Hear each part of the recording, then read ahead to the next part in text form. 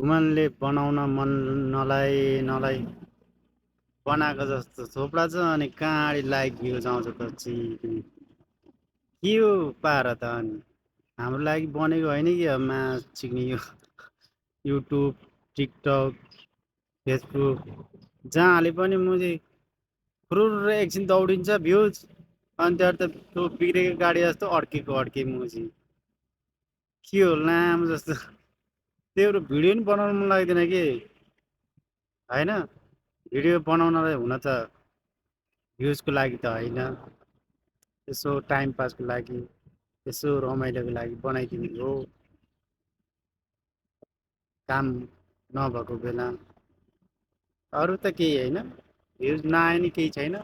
तर यसो हेरेर दुई तिनजनाले म्यासेज गरिदियो भने चाहिँ खुसी लाग्छ है अरू चाहिँ केही होइन